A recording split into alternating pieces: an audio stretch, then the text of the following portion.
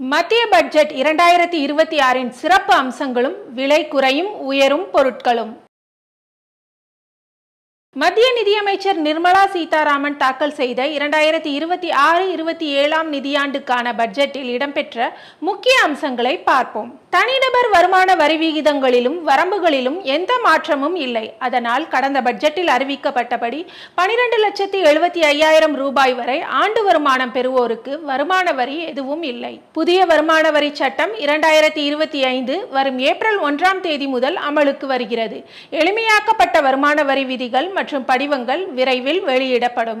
எதிர்கால சாதனையாளர்களை உருவாக்க 10,000 கோடி ரூபாயில் குறு சிறு மற்றும் நடுத்தர நிறுவனங்களுக்கான வளர்ச்சி நிதி அமைப்பு உருவாக்கப்படுகிறது. காதி, கைத்தறி மற்றும் கைவினை பொருட்கள் துறையில் சீர்திருத்தம் கொண்டுவர மகாத்மா காந்தி கிராம ஸ்வராஜ் திட்டம் அறிமுகம் செய்யப்படுகிறது. தேங்காய் அதிகம் விளையும் மாநிலங்களில் தேங்காய் உற்பத்தியை அதிகரிக்க தேங்காய் ஊக்குவிப்பு திட்டம் கொண்டு வரப்படுகிறது. முந்திரி மற்றும் கோகோ உற்பத்தியை 2030ஆம் ஆண்டுக்குள் அதிகரிக்க பிரத்யேக திட்டம் கொண்டு வரப்படுகிறது. உயர்கல்வியை ஊக்குவிக்கும் நோக்கில் நாட்டின் ஒவ்வொரு மாவட்டத்திலும் உயர்தரத்தில் மகளிர் விடுதிகள் அமைக்கப்படும். அதாவது அறிவியல், தொழில்நுட்பம், இன்ஜினியரிங், கணித படிப்புகளை வழங்கும் உயர்கல்வி நிறுவனங்களில் அனைத்து வசதிகளுடன் கூடிய மகளிர் விடுதிகளை மத்திய அரசு அமைக்கும். நாடு முழுவதும் பெண் குழந்தைகள் கல்வி கற்க இதுபோல் 700 மகளிர் விடுதிகள் அமைக்கப்படும். புற்றுநோயால் பாதிக்கப்பட்டவர்களுக்கு நிவாரணம் அளிப்பதற்காக 17 மருந்துகள் மீதான அடிப்படை சுங்க வரிக்கு முழுமையாக விலக்கு அளிக்கப்படுகிறது. கனிம வளங்கள் நிறைந்த ஒடிசா, கேரளா, ஆந்திரா மற்றும் தமிழகத்தில் சுரங்கம் ஆய்வு மற்றும் உற்பத்தியை ஊக்குவிக்க பிரத்யேக வழித்தடம் அமைக்கப்பட உள்ளது.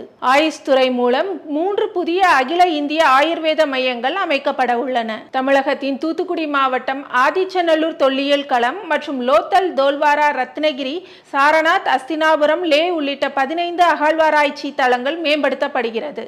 மகளிர் சுய உதவி குழுக்களை சேர்ந்த சுயதொழில் முனைவோருக்காக சிறப்பு அங்காடிகள் உருவாக்கப்படுகிறது. இனி இந்த பட்ஜெட் தாக்கலால் விலை குறையும் உயரும் பொருட்கள் எவை என பார்ப்போம். புற்றுநோய் மருந்துகள், காலணிகள், ஸ்மார்ட் போன்கள், தோல் பொருட்கள், சோலார் பேனல்கள், மைக்ரோவேவ் அவன், டிவி உபகரணங்கள், விளையாட்டு பொருட்கள், கடல் உணவுகள், மின்சார வாகன பாகங்கள், விமான உதிரி பாகங்கள் ஆகியவற்றின் விலை குறையும்.